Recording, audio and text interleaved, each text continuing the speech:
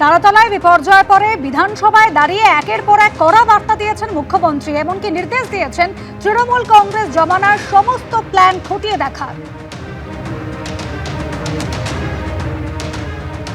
যত building plan এই দুর্নীতিগ্রস্ত তৃণমূল কংগ্রেস অর্থের বিনিময়ে, কাটমানির বিনিময়ে, ব্রোকারদের দিয়ে এই কলকাতাকে মৃত্যুপুরীতে পরিণত করা তৃণমূল কংগ্রেস তার সমস্ত বিল্ডিং প্ল্যান এবং আন্ডার কনস্ট্রাকশন আমরা অডিট করাবো। যতক্ষণ না অডিট সার্টিফিকেট হচ্ছে কোন বিল্ডিং এ আমরা হাত দিতে দেব না।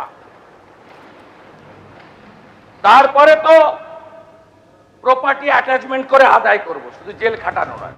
এই গোডাউন বিপর্যয় নিয়ে বিধানসভায় বিবৃতি দিয়েছেন মুখ্যমন্ত্রী শুভেন্দু অধিকারী। একেবারে স্পষ্ট বার্তা দিয়েছেন, কাউকে ছাড়া হবে না। দায় ঠেলেছেন পূর্বতন সরকারের দিকে। সব জায়গায় টাকা নিয়ে সিটি অফ জয়কে আপনারা মৃত্যুপুরীতে পরিণত করেছেন। কোনো বিপর্যয় এনডিআরএফ সেনাকে ডাকা হয়নি। আর কি বলেছেন মুখ্যমন্ত্রী শোনাবো।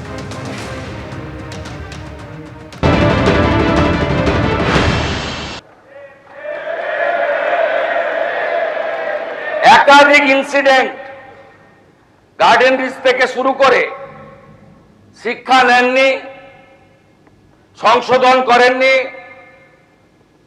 কোন উদ্ধার কার্যে এনডিআরএফ এবং আর্মিকে কোনোদিন ডাকেননি। গার্ডেন রিচে ধ্বংসস্তূপে আপনার জেলা মুর্শিদাবাদের যারা হাত খুলে মমতা ব্যানার্জিকে ভোট দেয় মুসলিম, তাদের 14 জন চাপা পড়ে মারা গেছিল, একজনকে উদ্ধার করতে পারেননি আপনারা জীবিত। আমরা এটা নিয়ে রাজনীতি করব না, কিন্তু কি করেছেন আপনারা? একটাকেও তো ছাড়ার কোনো সিন নেই। আপনার প্রাক্তন মেয়রের সই আছে এতে, কাউকে ছাড়া হবে না। আপনার ইঞ্জিনিয়ার যাদের নাম আছে,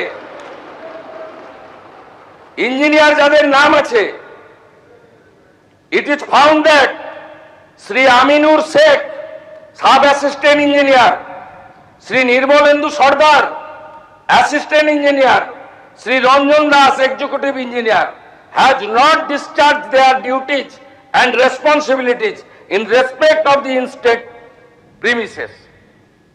আমরা পুরো ফ্যাক্ট ফাইন্ডিং বের করেছি, কোনো ছাড়াছাড়ির সিন নেই। তারাতলায় গোডাউন বিপর্যয় মৃতের সংখ্যা কিন্তু ক্রমশই বাড়ছে। নির্মীয়মান গোডাউন ভেঙে মৃতের সংখ্যা বেড়ে হয়েছে 11 জন, আহত 18 জন। সকালে ধ্বংসস্তূপ থেকে 5 জনকে উদ্ধার করা হয়েছে। চাপা পড়ে 11 জনের মৃত্যু। 24 ঘন্টা সময় পেরিয়ে গিয়েছে, এখনো পর্যন্ত উদ্ধার কাজ চলছে। আজ সকালে এসএসকেএম ঘুরে যান স্বাস্থ্যমন্ত্রী শরৎ মুখোপাধ্যায়। গোডাউন ভেঙে পড়ার ঘটনায় গ্রেপ্তারের সংখ্যা বেড়ে হয়েছে 5 জন। ধ্বংসস্তূপের নিচে গ্রাউন্ড পেনিট্রেটিং রাডার দিয়ে প্রাণের খোঁজ চালাচ্ছেন সেনা জওয়ানরা। চিহ্নিত করা গিয়েছে 4 জনকে, এমনই দাবি করছেন উদ্ধারকারীরা। সারা রাত ধরে চলেছে উদ্ধার কাজ, আজ সকাল থেকেও চলছে উদ্ধার কাজ। তারাতলা বিপর্যয় মৃতদের আর্থিক সাহায্য এবং আহতদের ক্ষতিপূরণের ঘোষণা মুখ্যমন্ত্রী শুভেন্দু অধিকারী। মৃতদের পরিবার পিছু 10 লক্ষ টাকা করে আর্থিক সাহায্যের ঘোষণা, আর আহতদের প্রত্যেককে 1 লক্ষ টাকা করে ক্ষতিপূরণ দেওয়া হবে বিধানসভায়, জানিয়েছেন মুখ্যমন্ত্রী। আমরা চিকিৎসার দায়িত্ব নিচ্ছি এবং আমরা ঘোষণা করছি রাজ্য সরকারের পক্ষ থেকে মৃতদের পরিবারকে, আবারও বলি, অর্থ দিয়ে মৃত্যুর ক্ষতিপূরণ হয় না, এটা স্বীকার করেও দায়িত্বশীল সরকার তার দায়িত্ব পালনের জন্য অঙ্গীকারবদ্ধ। 10 লক্ষ টাকা করে আমরা মৃত পরিবারকে আমরা আর্থিক সাহায্য এবং গুরুতর আহতদেরকে 1 লক্ষ, আহতদের সকলকে 1 লক্ষ টাকা করে আমরা ক্ষতিপূরণ দেওয়ার ঘোষণা করছি। এদিকে উদ্ধার কাজ কিন্তু এখনো চলছে। 24 ঘন্টারও বেশি সময় কিন্তু পেরিয়ে গিয়েছে। একবার দুর্ঘটনাস্থলে আপনাদের নিয়ে যায় আমাদের প্রতিনিধি আবির দত্ত রয়েছেন আমাদের সঙ্গে। আবির, একেবারে গতকাল দুপুর থেকে শুরু হয়েছে উদ্ধার কাজ, রাত পেরিয়ে সকাল হয়েছে, সকাল পেরিয়ে দুপুরের দিকে এগোচ্ছে আমরা, উদ্ধার কাজ এখনো চলছে। তবে যেভাবে মেঘ ডাকছে, বৃষ্টি আসার সম্ভাবনা রয়েছে, কিভাবে চলছে সেটা?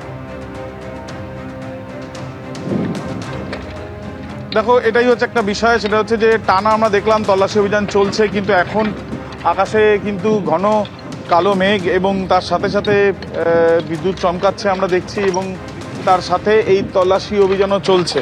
তো এই ক্ষেত্রে যদি বৃষ্টি পড়ে সেই ক্ষেত্রে আলাদা কোনো তাদের পরিকল্পনা করেই এই তল্লাশি অভিযান চালাতে হবে। তার কারণ এতক্ষণ যেভাবে তল্লাশি অভিযান চলছিল সেই ক্ষেত্রে সেটা এখনও চলছে। কিছু লাইটের ব্যবস্থা যে সকাল থেকে করাও হয়েছিল, তারা আগে থেকে অনুমান করছিলেন যে সকালবেলা যদি কালো হয়ে আসে আকাশ, তাহলে সেই ক্ষেত্রে বৃষ্টি পড়তে পারে এবং আলোর সমস্যা কিছু হতে পারে। তো তা এড়ানোর জন্যই আগে থেকে কিছু আলোর ব্যবস্থা করে রাখা হয়েছিল। কিন্তু আরও যদি আকাশ কালো হয়ে আসে বা যদি টানা বৃষ্টি শুরু হয়, তো সেই ক্ষেত্রে কিন্তু তাদের নিজেদের মধ্যে এখন আমরা দেখছি যে তারা কথা বলে নিচ্ছেন।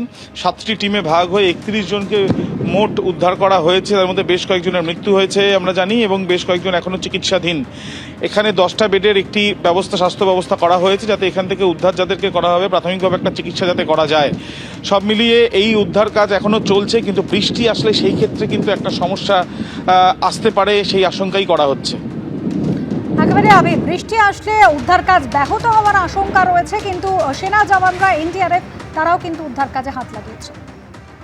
এবিপি আনন্দ, এগিয়ে থাকে, এগিয়ে রাখে।